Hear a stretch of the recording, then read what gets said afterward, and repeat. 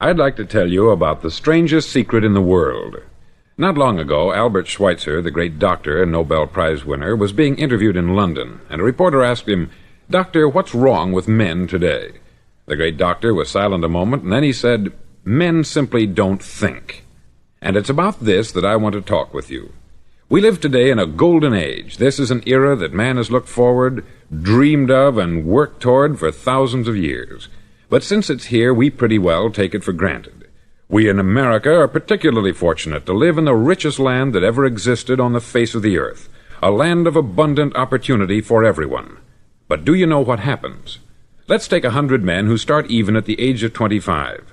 Do you have any idea what will happen to those men by the time they're 65?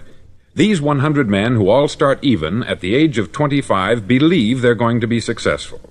If you asked any one of these men if he wanted to be a success, he'd tell you that he did. And you'd notice that he was eager toward life, that there was a certain sparkle to his eye, an erectness to his carriage, and life seemed like a pretty interesting adventure to him. But by the time they're 65, 1 will be rich, 4 will be financially independent, 5 will still be working, 54 will be broke. Now think a moment.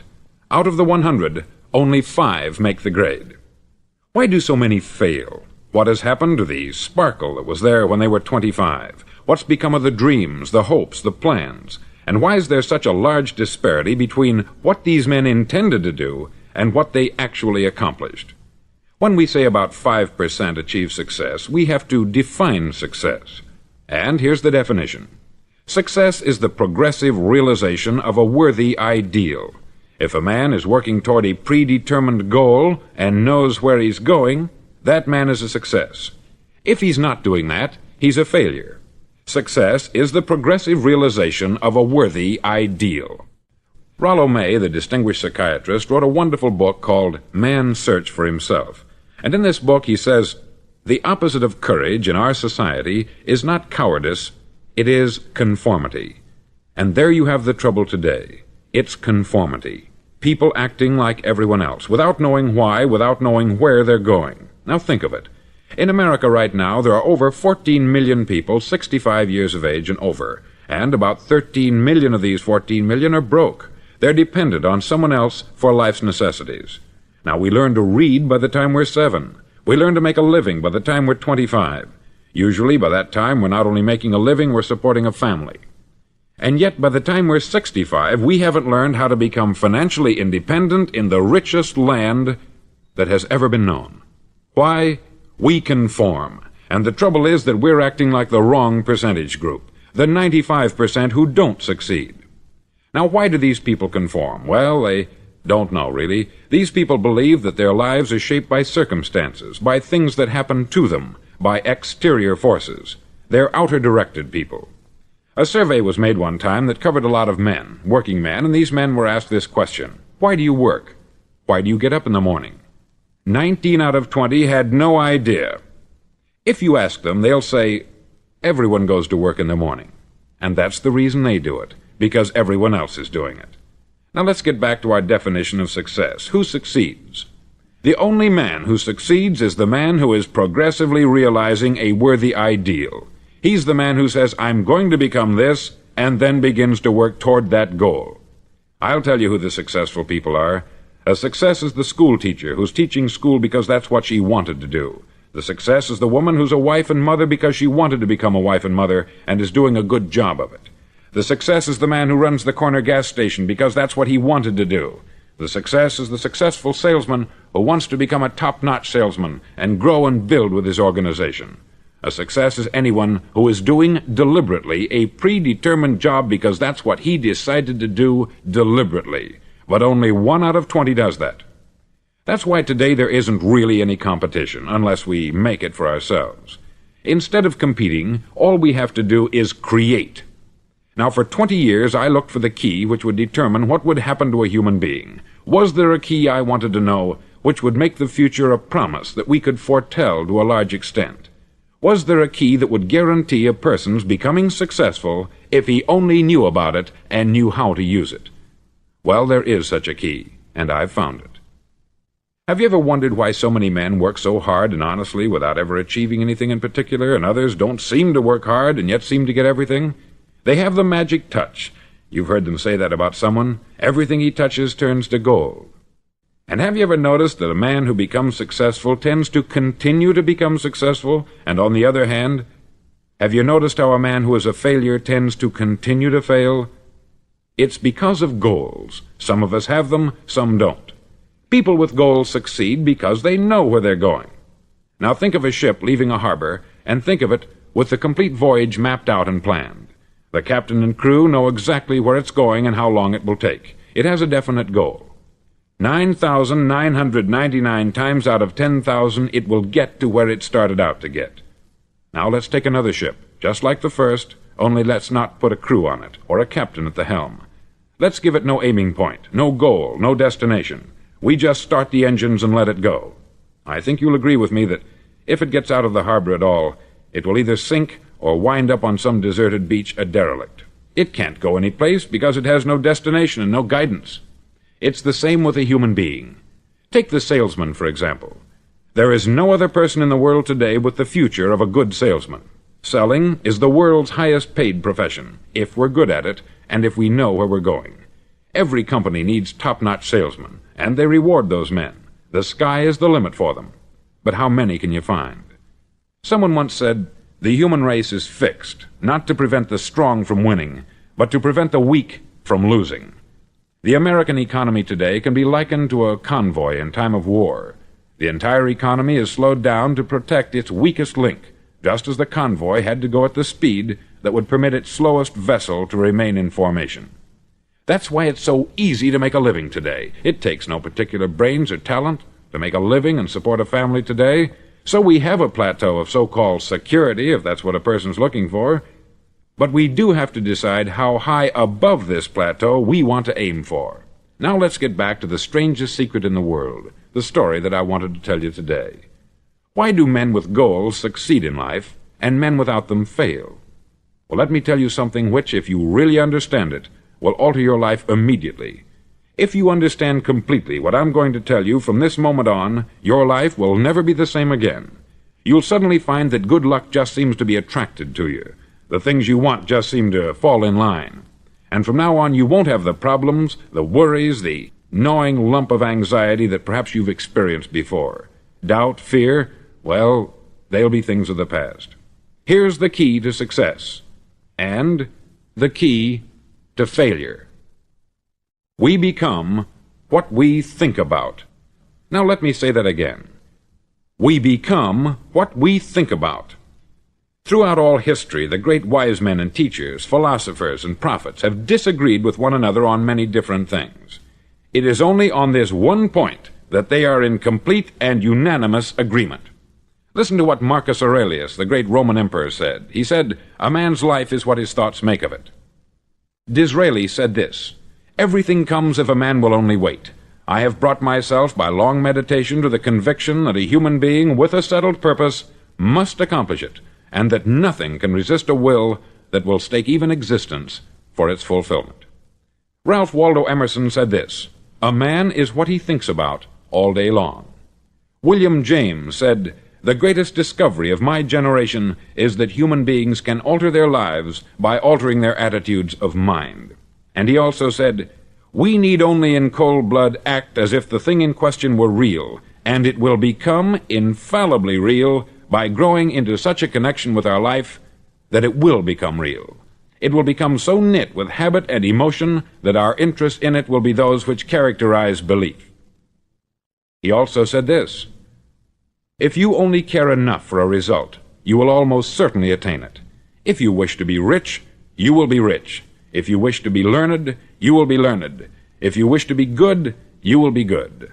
Only you must then really wish these things, and wish them exclusively, and not wish at the same time 100 other incompatible things just as strongly." In the Bible you read, in Mark 9:23, "If thou canst believe, all things are possible to him that believeth." Dr. Norman Vincent Peale said this, "This is one of the greatest laws in the universe.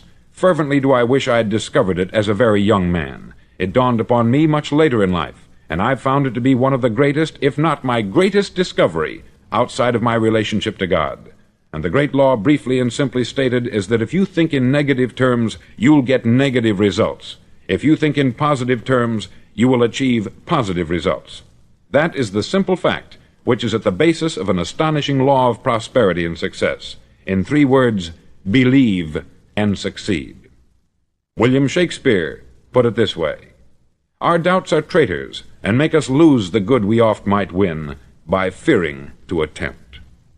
George Bernard Shaw said, "People are always blaming their circumstances for what they are. I don't believe in circumstances. The people who get on in this world are the people who get up and look for the circumstances they want, and if they can't find them, make them." Well, it's pretty apparent, isn't it?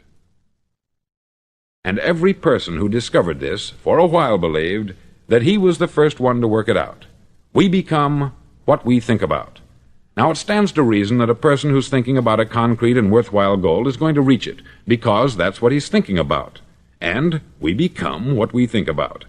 Conversely, the man who has no goal, who doesn't know where he's going, and whose thoughts must therefore be thoughts of confusion and anxiety and fear and worry, becomes what he thinks about. His life becomes one of frustration, fear, anxiety, and worry. And if he thinks about nothing, he becomes nothing. Now, how does it work? Why do we become what we think about? Well, I'll tell you how it works as far as we know. Now, to do this, I want to tell you about a situation that parallels the human mind. Suppose a farmer has some land, and it's good, fertile land. Now, the land gives the farmer a choice. He may plant in that land whatever he chooses. The land doesn't care. It's up to the farmer to make the decision. Now, remember, we're comparing the human mind with the land, because the mind, like the land, doesn't care what you plant in it. It will return what you plant, but it doesn't care what you plant. Now, let's say that the farmer has 2 seeds in his hand. One is a seed of corn, the other is nightshade, a deadly poison. He digs 2 little holes in the earth, and he plants both seeds, one corn, the other nightshade. He covers up the holes, waters, and takes care of the land, and what will happen? Invariably, the land will return what is planted. As it's written in the Bible, "As ye sow, so shall ye reap." Remember, the land doesn't care. It will return poison in just as wonderful abundance as it will corn. So up come the 2 plants, one corn, one poison. Now, the human mind is far more fertile, far more incredible and mysterious than the land, but it works the same way. It doesn't care what we plant. Success, failure. A concrete, worthwhile goal, or confusion, misunderstanding, fear, anxiety, and so on. But what we plant, it will return to us. You see, the human mind is the last great unexplored continent on the earth. It contains riches beyond our wildest dreams. It will return anything we want to plant. Now, you might say, well, if that's true, why don't people use their minds more? Well, I think they've figured out an answer to that, too. Our mind comes as standard equipment at birth. It's free, and things that are given to us for nothing we place little value on. Things that we pay money for, we value. The paradox is that exactly the reverse is true. Everything that's really worthwhile in life came to us free. Our mind, our soul, our body, our hopes, our dreams, our ambitions, our intelligence, our love of family and children and friends. All these priceless possessions are free, but the things that cost us money are actually very cheap and can be replaced at any time. A good man can be completely wiped out and make another fortune. He can do that several times. Even if our home burns down, we can rebuild it, but the things we got for nothing, we can never replace. The human mind isn't used merely because we take it for granted. Familiarity breeds contempt. It can do any kind of job we assign to it, but generally speaking, we use it for little jobs instead of big, important ones. Universities have proved that most of us are operating on about 10% of our abilities. Decide now, what is it you want? Plant your goal in your mind. It's the most important decision you'll ever make in your entire life. Do you want to be an outstanding salesman, a better worker at your particular job? Do you want to go places in your company, in your community?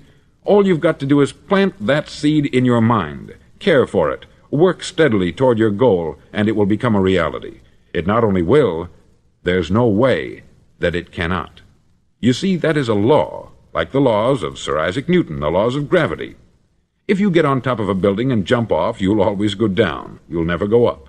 And it's the same with all the other laws of nature. They always work. They're inflexible. Think about your goal in a relaxed, positive way. Picture yourself in your mind's eye as having already achieved this goal. See yourself doing the things you will be doing when you've reached your goal. Ours has been called the phenobarbital age, the age of ulcers and nervous breakdowns. At a time when medical research has raised us to a new plateau of good health and longevity, far too many of us worry ourselves into an early grave trying to cope with things in our own little personal ways, without learning a few great laws that will take care of everything for us. These things we bring on ourselves through our habitual way of thinking. Every one of us is the sum total of his own thoughts. He is where he is because that is exactly where he really wants to be, whether he'll admit that or not. Each of us must live off the fruit of his thoughts in the future, because what you think today and tomorrow, next month and next year, will mold your life and determine your future. You're guided by your mind.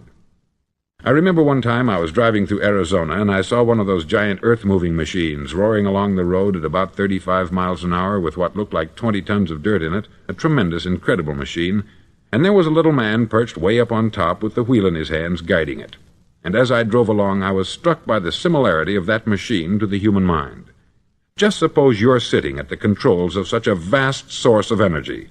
Are you going to sit back and fold your arms and let it run itself into a ditch? Or are you going to keep both hands firmly on the wheel and control and direct this power to a specific, worthwhile purpose? It's up to you. You're in the driver's seat. You see, the very law that gives us success is a two-edged sword. We must control our thinking. The same rule that can lead a man to a life of success, wealth, happiness, and all the things he's ever dreamed of for himself and his family, that very same law can lead him into the gutter. It's all in how he uses it, for good or for bad. This is the strangest secret in the world. Now, why do I say it's strange, and why do I call it a secret? Actually, it isn't a secret at all. It was first promulgated by some of the earliest wise men, and it appears again and again throughout the Bible. But very few people have learned it, understand it. That's why it's strange, and why, for some equally strange reason, it virtually remains a secret. I believe that you could go out and walk down the main street of your town and ask one man after another what the secret of success is, and you probably wouldn't run into one man in a month who could tell you. Now, this information is enormously valuable to us, if we really understand it and apply it. It's valuable to us not only for our own lives, but the lives of those around us, our family, employees, associates, and friends. Life should be an exciting adventure. It should never be a bore. A man should live fully, be alive. He should be glad to get out of bed in the morning. He should be doing a job he likes to do because he does it well. One time I heard Grove Patterson make a speech, the editor-in-chief of the Toledo Daily Blade, and as he concluded his speech, he said something that I've never forgotten. He said something like this: "My years in the newspaper business have convinced me of several things, among them that people are basically good, and that we came from someplace, and we're going someplace. So we should make our time here an exciting adventure.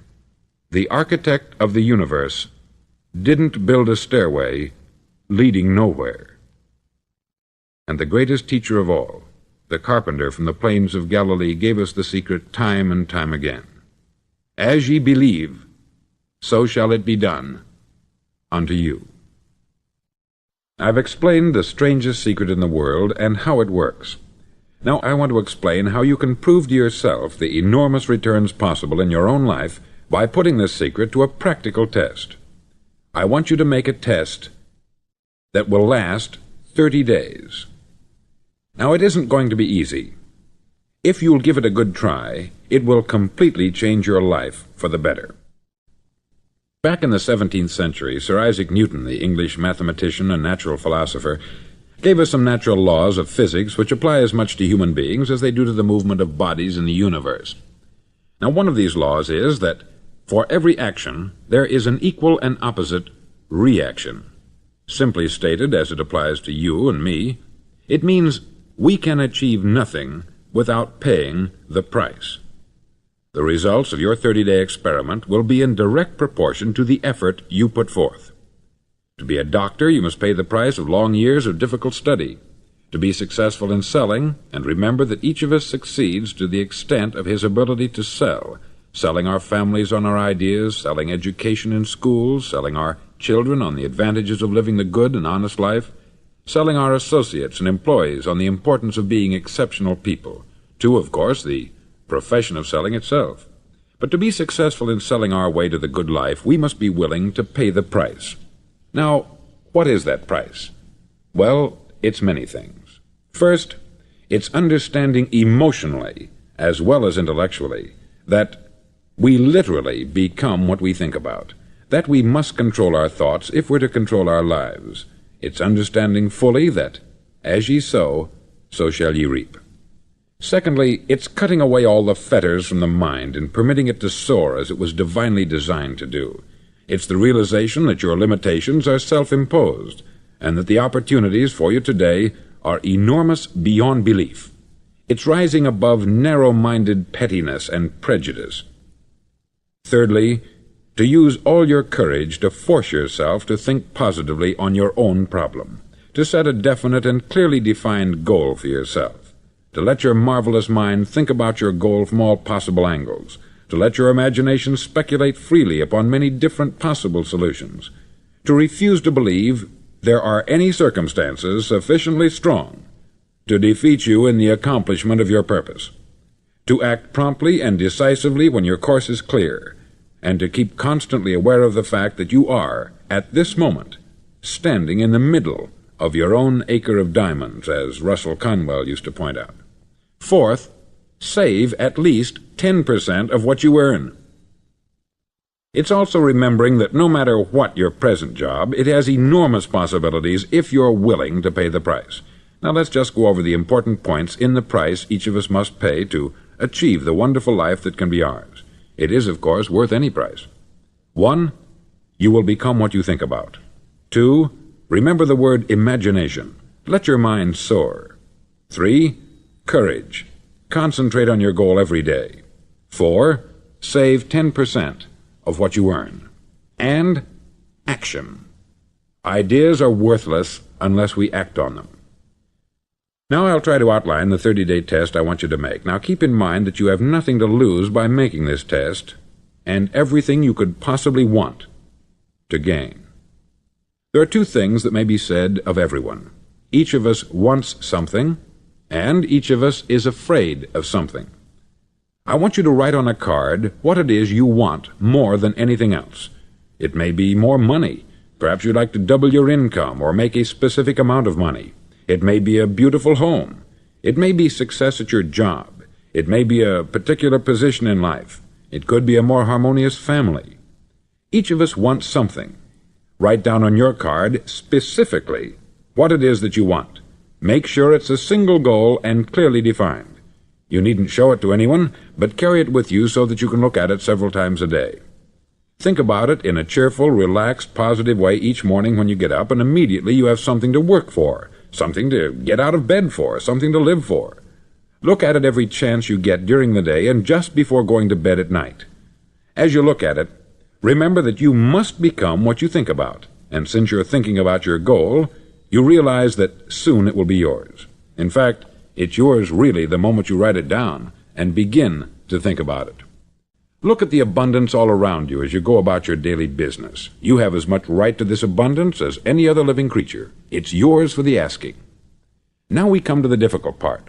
Difficult because it means the formation of what is probably a brand new habit, and new habits are not easily formed. Once formed, however, it'll follow you for the rest of your life. Stop thinking about what it is you fear. Each time a fearful or negative thought comes into your consciousness, replace it with a mental picture of your positive and worthwhile goal. There will come times when you will feel like giving up. It's easier for a human being to think negatively than positively. That's why only 5% is successful. You must begin now to place yourself in that group. For 30 days you must take control of your mind. It will think only about what you permit it to think. Each day for this 30-day test, do more than you have to do. In addition to maintaining a cheerful, positive outlook, give of yourself more than you've ever done before. Do this knowing that your returns in life must be in direct proportion to what you give. The moment you decide on a goal to work toward, you're immediately a successful person. You're then in that rare and successful category of people who know where they're going. Out of every 100 people, you belong to the top 5. Don't concern yourself too much with how you're going to achieve your goal. Leave that completely to a power greater than yourself. All you have to do is know where you're going. The answers will come to you of their own accord. Remember these words from the Sermon on the Mount, and remember them well. Keep them constantly before you this month of your test. Ask, and it shall be given you. Seek, and ye shall find. Knock, and it shall be opened unto you. For every one that asketh receiveth, and he that seeketh findeth, and to him that knocketh it shall be opened. It's as marvelous and as simple as that. In fact, it's so simple that in our seemingly complicated world it's difficult for an adult to understand that all he needs is a purpose and faith. For 30 days, do your best. If you're a salesman, go at it as you've never done before, not in hectic fashion, but with the calm, cheerful assurance that time well spent will give you the abundance in return you deserve and want. No matter what your job, do it as you've never done it before for 30 days. And if you've kept your goal before you every day, you'll wonder and marvel at this new life you've found.